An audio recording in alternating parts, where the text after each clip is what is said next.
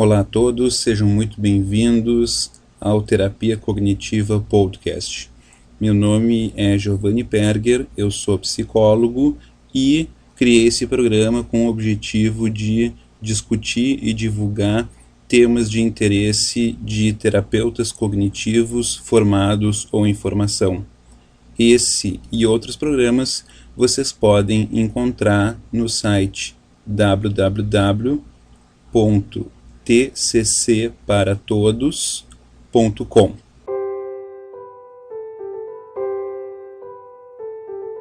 So, Dr. Hayes, so thank you for joining the podcast we call Terapia Cognitiva Podcast. And first of all, I know other hosts usually introduce their guests, but I'm afraid of talking too much and spend the whole hour talking about your work. So I'd like to listen some summary about who you are and what are your work. Sure. Well, I'm a clinical psychologist and also do basic research in cognition. And,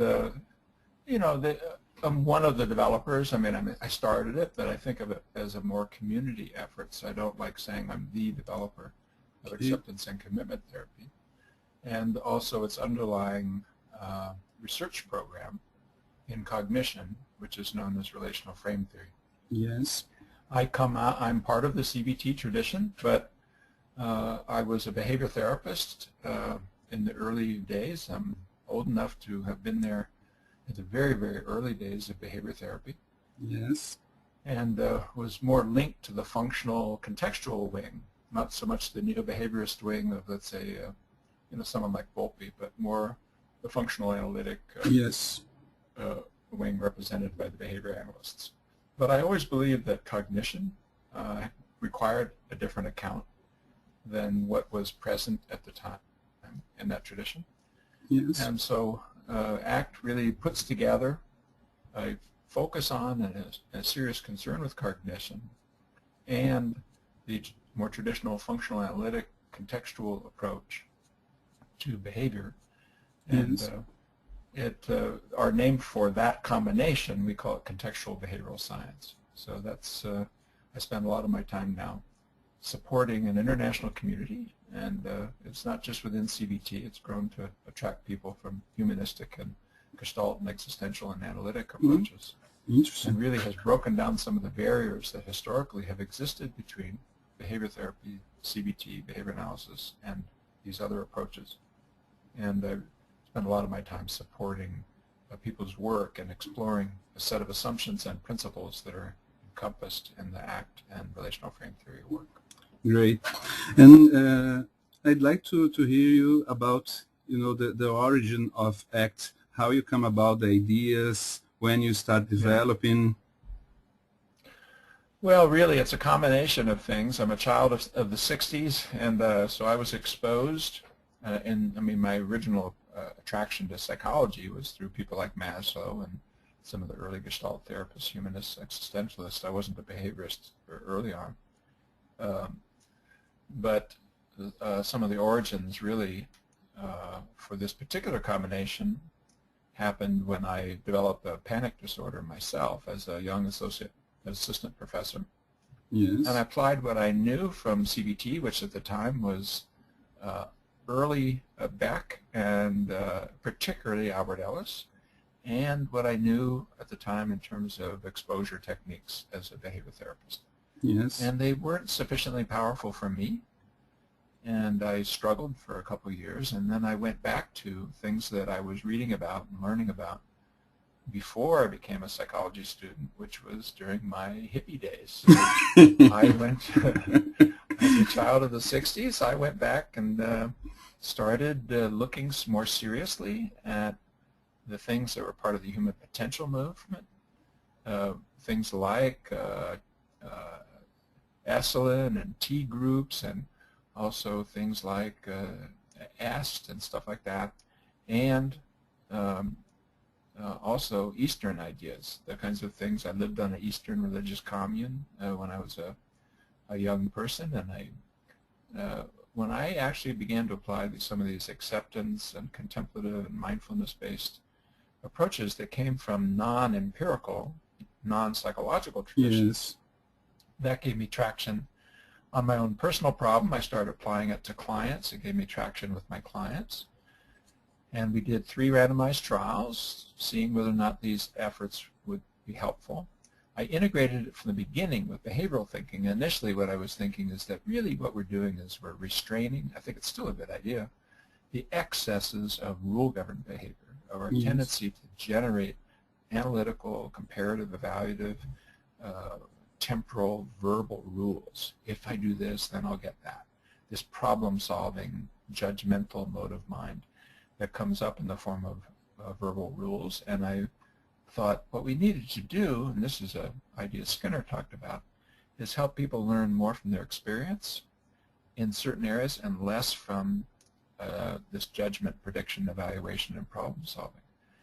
Yes. And so we developed these protocols. We got very good results. And then for 15 years, we basically disappeared from the scene as far as most behavior therapists, behavior analysts, or cognitive behavior therapists knew about. What we were doing is basic research on philosophy of science, because if you're going to do this kind of contextual work, you have to be very clear about what your units are. Yes. We did work on the underlying theory of cognition. We did work on measures and on components. And finally, 15 years later, we published the first ACT book. And I published a couple of those early studies. One of them had come out in the early 80s, and then 2 of the other ones we did early didn't come out until 15, and one even 19 years later. Oh, really? But then when the book was published very quickly, people realized that they could do randomized trials on it, and now a little more than 12 or 13 years later, we have about 75 randomized controlled trials, about 150 studies on ACT that are empirical, and about 150, 200 studies on relational frame theory, which came out about the same time. Yes. So it's been a long journey, but how I came to it was by taking seriously some of these more complex clinical traditions and also these spiritual and religious traditions, but then also taking seriously our obligation to understand them in psychological terms. Yes. We shouldn't leave them as they are and simply evaluate them. That's fine as a first step, but frankly, these religious traditions have been around for thousands of years, and they don't need us, and nobody nominated us to be spiritual or religious leaders. So Yes. I kind of pulled them at their joints, and not out of disrespect, but out of respect for my own discipline.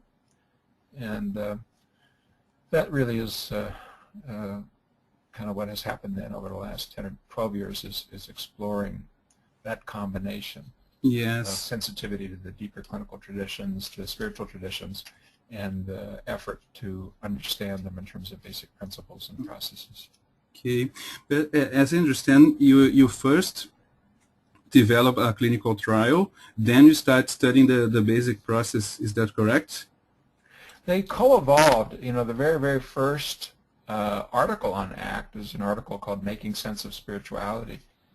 It's a philosophy of science article, but it also, if you read it, it was published in 1984, you can see that it has the beginnings of relational frame theory, the beginnings of acceptance and commitment therapy. Almost everything is kind of laid out there. And then, you know, can you still hear me? Yes, I hear you. Oh, okay. You just disappeared from the screen for some reason. I screwed. No, but so I would say it co-evolved. By the time we were doing the first randomized trials, when we were developing the protocol, we included in them these basic ideas of undermining excessive rule governance. Yes. We were doing research on rule-governed behavior at the time. I don't know if you know those early work, but it's really neat. I mean, I can give you about a 30-second introduction to explain why we were excited about it. I mean, part of what's remarkable about people when they're suffering is they often are doing things that don't work, but they know that they're not going to work. They haven't worked in the past, and they still keep doing them. Yes. The so-called neurotic paradox was the way it was talked about long ago. And another way to say this is that there's an insensitivity to experience. And the basic behavior analysts, including Skinner, had pointed to rules as a source of insensitivity. Yes. If you bring a human being into a laboratory and you say, here, push this button to earn money, as opposed to, let's say, shaping the pecking of a key by a pigeon. If I now change the schedule, make it very lean, turn off the delivery of any reinforcer, the pigeon very, very quickly will track those things. Yes. If you go from a ratio schedule to a time schedule, they'll slow down. There's no reason to work so hard, etc. People, it's very different. If I tell you, push this thing for points that will pay you in money, you could come back a day later and they're still pushing the key. Yes. And it turns out, we now know this comes because of the rule. If you simply bring a person into the room and shape them the way you would a pigeon, like when they orient towards the little key, Yeah. the nickel falls out of a slot, you can do this. And when it's done and when you turn it off, they stop. But when it's in your head that you need to do something, it's very hard to learn from direct experience. And we've all experienced that. I mean, in the sports that you play, you may know full well that it's not going to help you to overthink how to hit that tennis shot, how to hit that golf shot, but still you almost can't stop yourself from saying, oh, do it this way, which may make it very hard for you to be sensitive to the sensory and muscular cues that it needs to use your learned skill. Yes. It's like that with our clients too. They're constantly judging themselves, berating themselves, encouraging themselves, comparing themselves. And some of those things are helpful and some of those things are not helpful, but it's hard to sort them out. And it's hard, and of course this is part of CBT and cognitive therapy, it's hard to know how to let go of the rules that are not working. Yes. So I would say the early randomized controlled trials came before there was an extensive basic analysis other than the basic work we had published on rule governance and the tendency for verbal rules to produce insensitivity. We hadn't developed RFT. It was just coming together at the very same time our ACT ideas were coming together. Yes. And then they've co-evolved. So that one thing I would say that this is important. We are not claiming that, unlike some other therapy, blah, blah, blah, ACT is based on basic principles and other therapies are not. Yes. You're not going to find places where I've written that. You'll find people claiming that I say that. But actually, it's a little more subtle.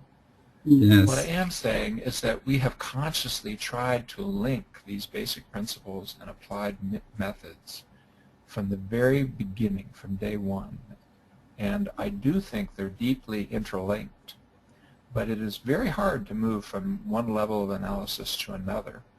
And this is an ongoing effort that the whole community has of trying to understand how verbal rules work, how contingencies work, how, after all, learning by operant classical conditioning is 450 million years old.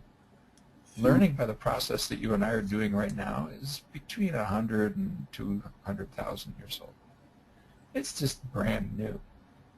But yet that thin cortical overlay sort of sits on top of very basic learning processes, and it creates a lot of problems. And I think CBT and cognitive therapy is right, that is the focus of what we need to do. And what we brought to it that's maybe a little different as far as scientific strategy inside the ACT community or the contextual behavioral science community is to really drill down and try to develop principles of language and cognition that are at the same level of precision and scope as principles like reinforcement or stimulus control.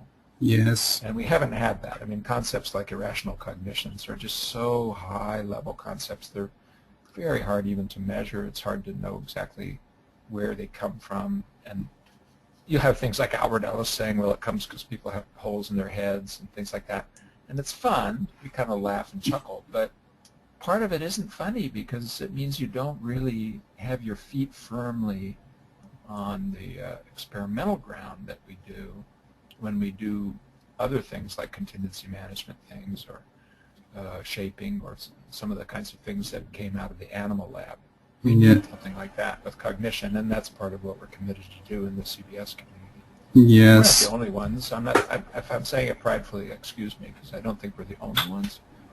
But I do think we're have such a vigorous commitment to it that we've learned a lot of things that may be useful, not just to ACT people, but to CBT people more generally. Yes. Yes. Dr. Hayes, there is one question that a lot of people ask me, and I'd like to ask you because we hear nowadays many questions on the third wave, and we say that ACT is a form of one of the approaches in the third wave in CBT. Can you explain what are the other two and why ACT is the third one? Oh, you want an explanation of what I mean by third wave? Yes, and because if we have the third, we need two. What are the previous, the Okay. first and second? Let me be clear on this, because waves, I have kind of been careful about how I talk about this, because I've ended up hurting people's feelings, and I didn't really mean to. But, you know, we went from the behavior therapy tradition, where the thought is that language and cognition can be understood just in terms of basic operant and classical conditioning principles, to the degree you needed to understand it at all. Yeah. Of the era of Skinner and Volpe and people like that. Mm-hmm. And then in the 70s, with the rise of cognitive behavior therapy, cognition became a central focus, and the organizing assumption for most of CBT, but not all, is that cognition is an early step in a causal sequence that produces maladaptive emotions and behavior. Yes. But without necessarily, because there was no existing basic account of cognition that really worked, without necessarily having a basic behavioral science of cognition on which to build those clinical extensions. And I think as a result of a whole series of things, not just within ACT, but in other parts of the community, including what's happening directly in behavior therapy and cognitive behavior therapy, and I'll give you an example in just a second. Yeah. Our organizing assumptions changed. Not all of them, not everybody, just like you can find very strict behavior therapists still today as part of CBT who never really made the jump to CBT. The same thing is true of this third generation or third wave. But the third wave changed its assumptions to think, no, really, the central focus is on the relationship between cognition, emotion, and behavior, and that needs to be understood contextually. And if you change the relationship, you don't necessarily have to change the thoughts or feelings or memories or bodily sensations in order to get good clinical progress. Yes. And that happened not just with ACT, but the mindfulness-based people, not mindfulness-based cognitive therapy, for example. It's in metacognitive therapy. Yeah. Despite the fact that it comes from the cognitive tradition. It's in dialectical behavior therapy. Yes. It's in modern forms of behavioral activation. It's in parts of motivational interviewing. Yes. It's in integrated behavioral couples therapy. I mean, over and over again, there's a kind of this shift. And it's in traditional CBT. Let me give you a good example. I was trained by Dave Barlow. Yeah. And one of my major mentors, also my dissertation advisor, John Cohn. But David, with his work on interoceptive exposure and so forth, was advanced cognitive therapy forward, cognitive behavior therapy forward in anxiety and mood disorders. But he included cognitive restructuring, relaxation training, distraction training, things like that. If you look at his unified protocol now, those things are no longer there. They're no longer part of that protocol. Well, why is that? Well, it's because the process evidence told him, and I think really his former postdoc, Michelle Krask, was part of moving David, but it isn't just David, it's that whole group, where it turned out that reductions in emotional responding that might be thought of as in terms of habituation or extinction or something like that did not predict who was going to respond to exposure. Well, what did? Well, they discovered what did is that it was a change in your relationship to anxiety and to the sensations of anxiety. Yes. And that's part of why things like interoceptive exposure that David brought into the field was so important. It was part of helping to do that. So if you look at the unified protocol that David now has, I heard him jokingly say from stage is that actually what I'm doing is sort of like ACT without metaphors. But you know, he wasn't trying to imitate me or anything. He was just being guided by his data. So I think what's happened, and the reason I called it a third wave, what I meant by wave is this rich mix of assumptions, analytic questions, principles, and methods that happens when you have an entire generational change. I think there's been almost a generational change, an assumptive change in the field of evidence-based care that really focuses on context and purpose, on your relationship to the content of the psychological content of your life. Yes. And once you begin to focus there, very interesting things happen empirically, and I think we're doing a better job of understanding principles of change. And in some areas, we're doing a better job of producing outcomes. Yes. But that's the core of it. And ACT has tried to be a good player in that, in the sense that we haven't been grabby, I don't think. We haven't really demanded people talk about it, you know, using the ACT words, or, you know, we're just trying to figure out the principles and give them away. And if you want to call it ACT, that's great.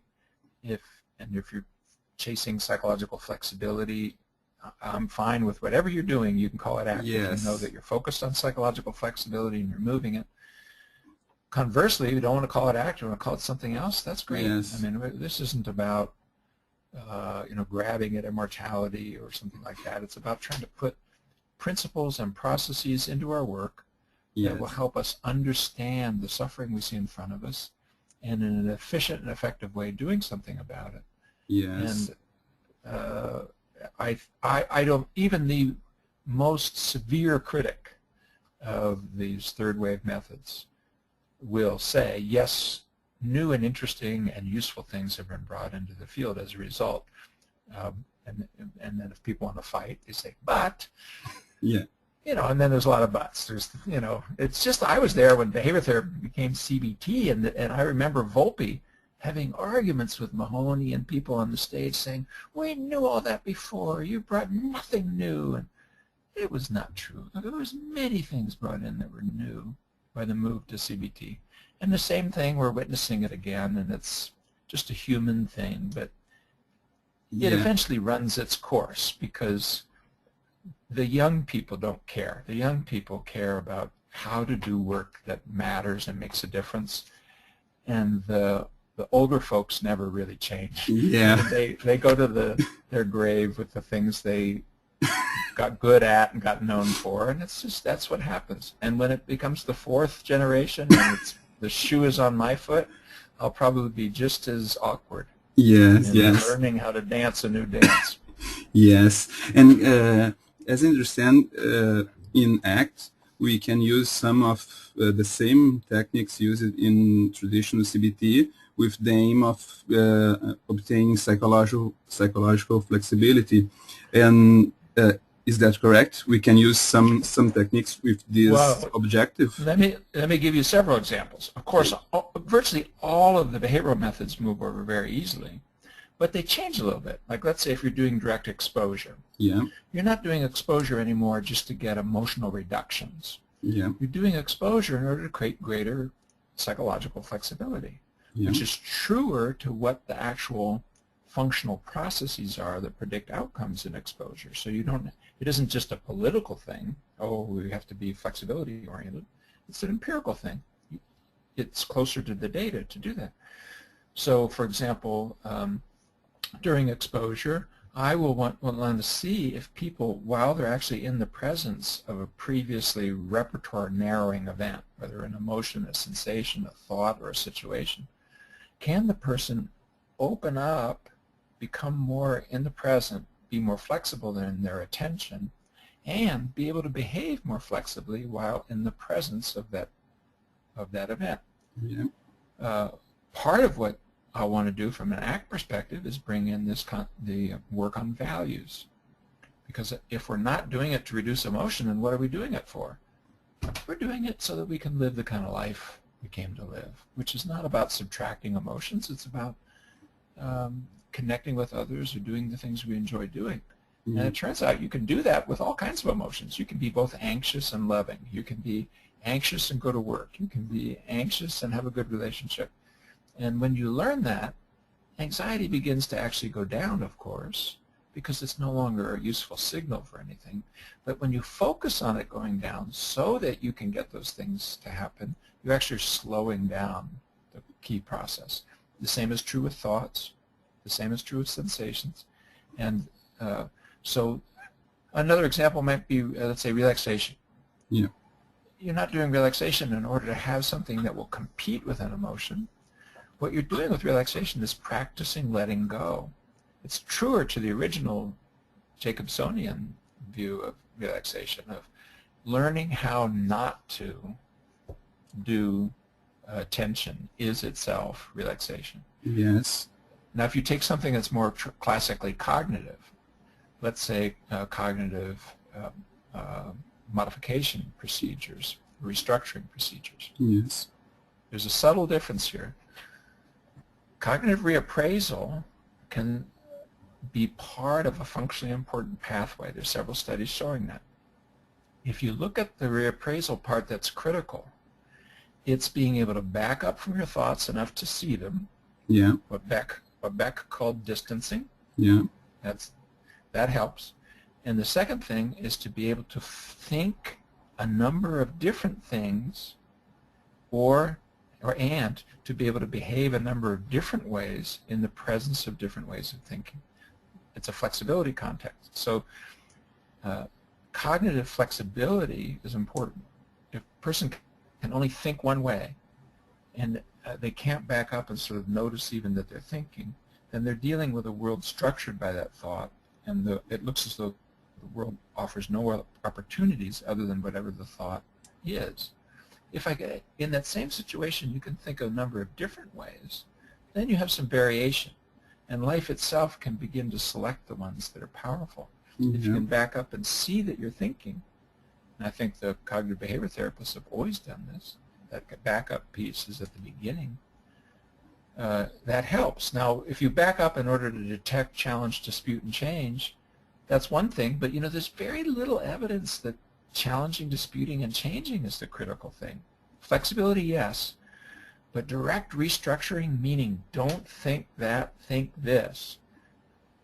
If you do a meta-analysis on those procedures and on those measures, they don't predict outcome.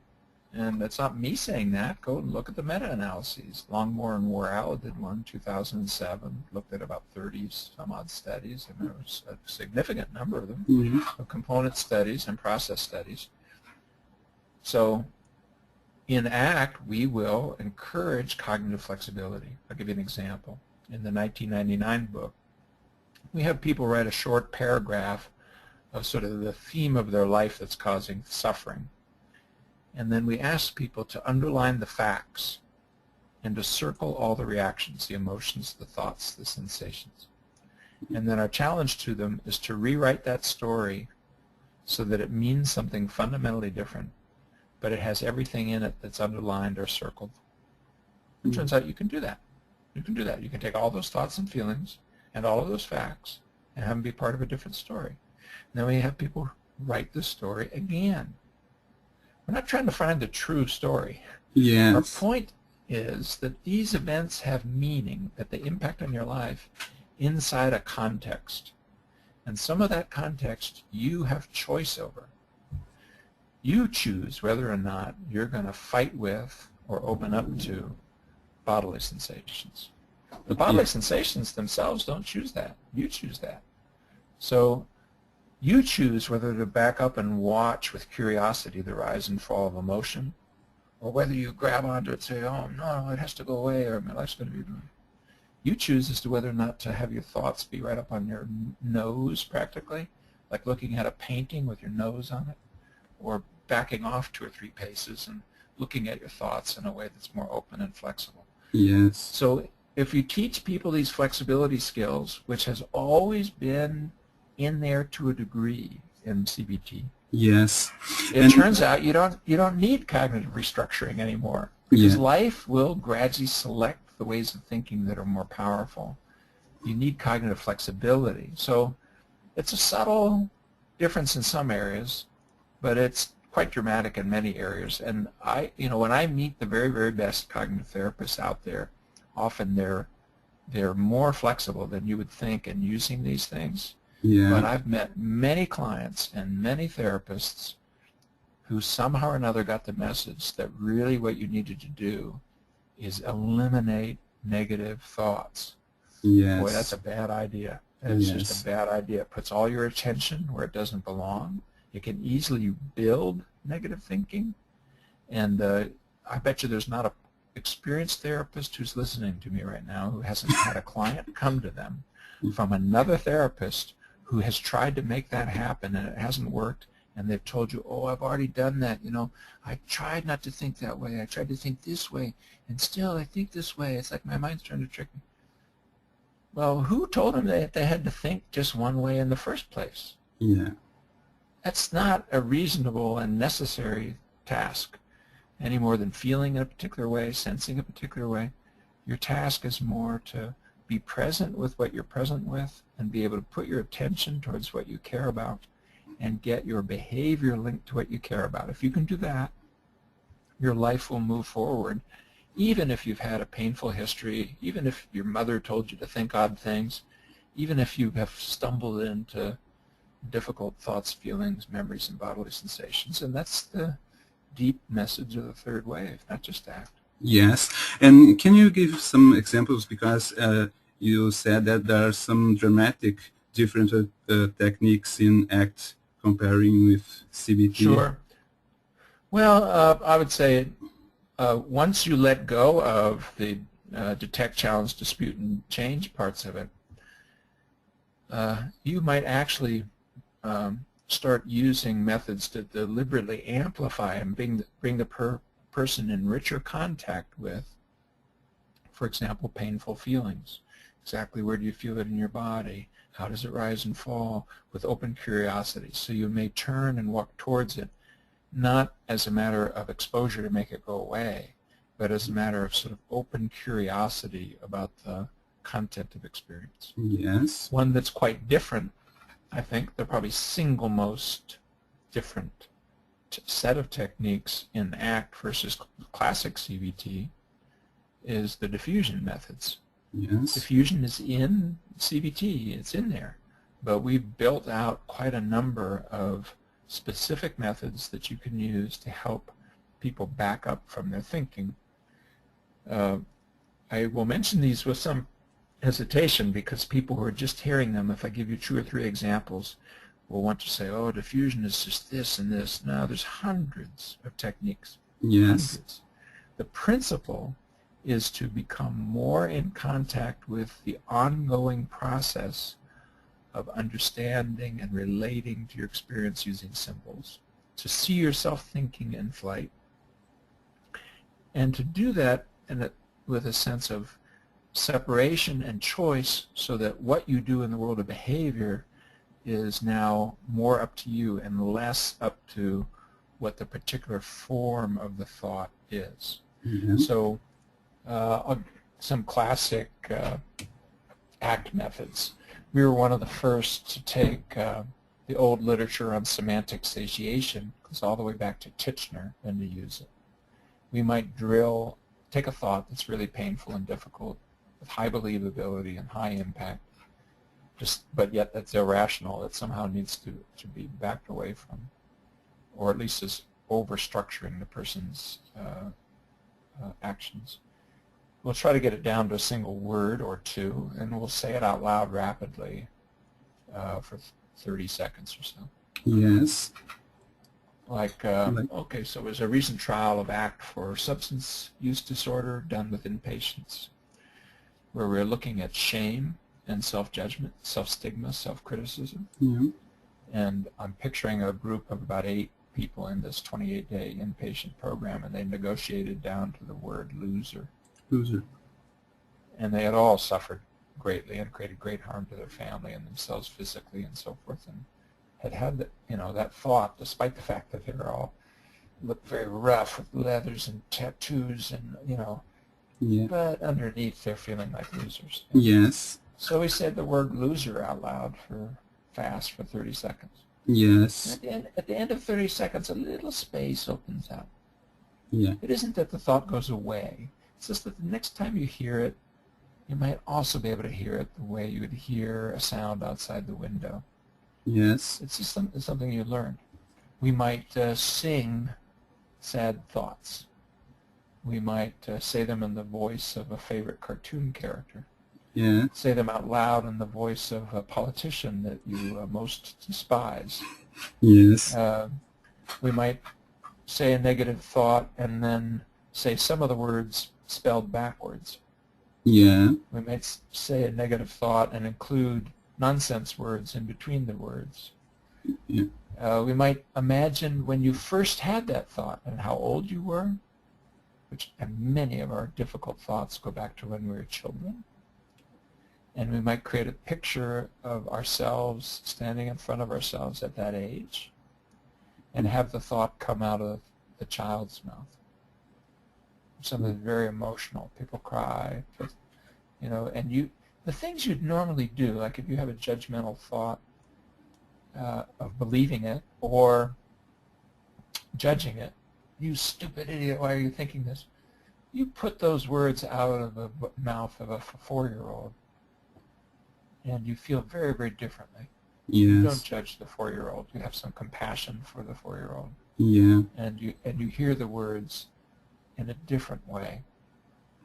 It'd be very uncommon for you to sort of grab the 4-year-old and say, "Stop it! What's the matter with you? You big baby! Stop saying that." No, you'd probably be kind. Yeah. Well, Yes. could you be kind when you're thinking very judgmental and harsh things about yourself, or very scary things about how life's going to unfold? Some of those you learned honestly. After all, they came from, you know, your siblings or your parents or the TV. You didn't make them up. And some of the things you made up for good reasons. I mean, Yeah. you want to make sense of your world. So it's just 5 or 6 examples of what are Yes. hundreds Yes. of different examples And the of examples. diffusion methods. Yes. One thing I'm curious about, because all these methods involve some kind of judgmental, I mean, in terms of thoughts. Yes. But many clients, for example, social phobics, suffer with images. Can we use the diffusion methods with images? Mental images? I think you can, and images are also symbols. And you can do images in some of the same way. For example, you can put them into a different context, very much as you're putting words in a different context when you are having them be said the way a child would say it or the way a cartoon character would. So for example, let's take that same image and now have that be on a television screen. Yeah. Have that be a movie. Have that be a television program that yourself as a child are watching. Yeah. And you believed it. You actually thought, oh, you know, it's like when children see scary movies, oh, you know, the gremlins are going to get me, you know. Yeah. So you can do the very same thing with images that you do with words. And some people think in words, some people think in pictures, and it's really the same thing once you think about it, and they're kind of clever, be creative about how you could use these methods. Yes. So I've had people actually draw the pictures and sort of carry them in their back pocket in the same way that I have people write down the words, you know, and then carry them in their back pocket as a physical expression of I can have them with me by choice, but without them therefore choosing the path I take. What's in my pocket doesn't determine the path I take. What's in my pocket comes with me when I choose these paths. And in the same way, I can have frightening images, memories, words, judgments in my back pocket, and in fact I do in my mind, metaphorically, and still make choices. Now, one of the other things, just to find, but there's others, but another big difference is how elaborate and focused we are on values.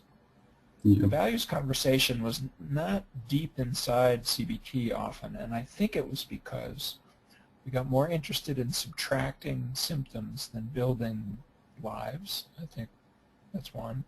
The other is we got more focused on syndromes than we did on lives not being lived.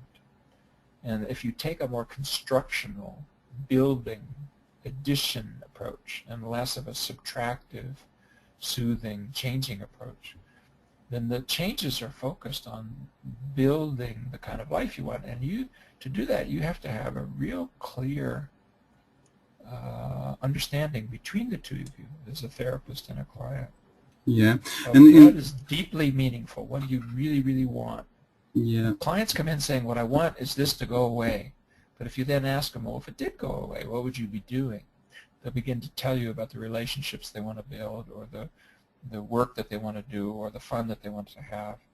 And so we have methods that are pretty well developed in the ACT community about how to put meaning and purpose into the room and have our therapy be linked to that without slipping into this more medical idea that our job is to fix them or eliminate a syndrome or something, which I don't think has been a very powerful place for us to work very often. Yes. Can you explain the difference between values and the traditional objectives we set in traditional CBT? Well, one thing is, although they're related, and you can easily have values end up when you're just looking at objectives, values are ongoing qualities of action. They're not things that you ever achieve or can obtain. And they are very close to the places that most pain people. So if you take something like, let's say, a social phobic, as a person who's a panic disordered person in recovery with a strong piece of social phobia, the things I were most afraid about were things about being with people or having to give talks or things of that kind, or any kind of relationship issues and so forth. If I flip that over and I say, what is that anxiety about?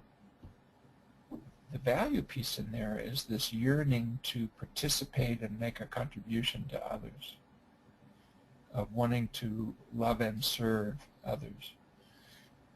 The social phobia is, in a way, reflecting the same value, because the places where you hurt are the places that you care.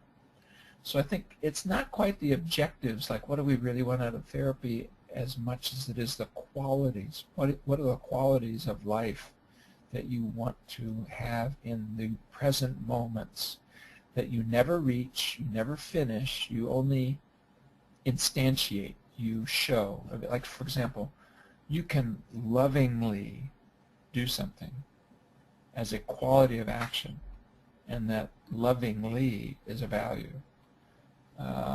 I want to have a boyfriend is not a value. Yeah. That's an objective. It's Yeah. a goal. Yeah. And so the objectives that we usually have worked on have values inside them, but they often haven't been pulled out. And one reason why that's important is sometimes the objective may not be obtained, but the value can always be instantiated. Always. Like, for example, no, you may never have a boyfriend, ever, but you can still, in a loving way, interact with others in a way that has some of the kind of loving and caring qualities that would be there as part of a committed relationship. Yeah. Now, why do I say you may never have it? Well, I don't know. I mean, you take something like, let's say somebody is hugely overweight. Yeah. And they want to have, they want to be married, etc. Well, I don't think it's a very good, yes, fine. I understand that as a goal. But you really don't get to choose that any more than you can choose, and I want a job that'll make $100,000 a year. Yeah, and I want to have my health last until I'm 85, and I want to, if you start going down that road, there's many of those things you're probably not going to have, because, you may find tomorrow that you have cancer and all those things. But if you find out tomorrow that you have cancer, whatever your values were the moment before can still be made real. I'm thinking of a client we worked with not too long ago who, it was actually several years ago, but is kind of in my mind right now, who had lost her ability to dance, and she said the thing she cared most about was expressing beauty and appreciation through dance. She will never dance again. It's impossible physically. She will not ever dance again due to just physical injury and physical impairment. Yeah. But at the end of our work, she was contributing to and volunteering to help support a children's dance troupe. So, valuing the expression of beauty and connection through dance is something she could have. Yeah. But in that form, no, that's not going to happen. She has to have it in another form. And this is the deep wisdom of spiritual leaders and of clinicians like Viktor Frankl or others. Yeah. That you can have almost everything removed, but there's this last little part of agency that's right up against intention and purpose and meaning and caring. And the more evidence-based therapies have not delved into that. The ones who have are the less evidence-based therapies. And I think we did it to our detriment. I think we really need to go there. Yes. Because it's literally at the heart of the matter. It's at the heart of the matter. And when your clients get that you really care about where their heart is, they will walk through hell with you. Yeah. I mean, you just do not get the pushback you get. In part because I think sometimes clients know full well that some of their mindy goals may not happen. Yeah. Their heart can still be served. Yes. I don't know if this fully answers your question. I hope it does. Yes, absolutely. And one last question, I don't use more of your time. One question that I was not programmed to ask, but one of my colleagues who is listening us asked, I think very interesting, is the view of therapeutic relationship, if it differs in ACT comparing to traditional CBT, and what's the difference, if this difference exists. Well, as you probably know, if you do any reading in ACT, psychological flexibility is thought to have at least 6 aspects of acceptance, diffusion, flexible attention in the now, a perspective-taking sense of self, values, and committed action, building patterns of values-based action. Yeah. Those 6 going together are psychological flexibility. Yeah. What, in understanding the therapeutic relationship from an ACT point of view, you can start with what I think your listeners would be able to answer from their own life, which is if you think of a relationship that has in your life been especially empowering and uplifting, somebody who really has made a difference for you, like your relationship with that person has really empowered your life as a human being. And then I'll ask you some questions. In that relationship, did you feel deeply accepted for who you are? Did you feel constantly judged? Or was it a place where you were, that kind of acceptance went all the way out to letting go of judgment? Mm-hmm. Did it feel as though the present was conscious and with you? Or were they kind of somewhere else when they're with you? Were they kind of here and now, and that we could, what you cared about, what they cared about mattered, and we could be with each other in different ways depending on what the situation was? It wasn't always the same way. It was a more flexible way. I've just asked you 6 questions that are psychological flexibility questions that tap those 6 things. Mm-hmm. And if your answers are what I guess they are, here's a way to say it. Psychologically flexible relationships are empowering. Now we know that therapy, when it works, alters the therapeutic alliance in a way that helps produce outcomes. That's true in CBT, it's true in Gestalt therapy, it's true in psychoanalytic psychotherapy, it's true in ACT. Yeah. But in the ACT studies, we've taken measures of psychological flexibility as well. And while both of those things are functionally important, when you allow the two to compete, psychological flexibility pulls the variance out of the therapeutic relationship, and in terms of outcome. And I think the reason is not because the relationship's not important, but because it is the way that we instigate, model, and support psychological flexibility. Yeah. We really listen, we attend, we don't judge. There's an accepting quality in the room. Your attention can follow. And there's a relationship there between two conscious human beings. The values of each matters, and you can be together in a different way that serves these valued ends.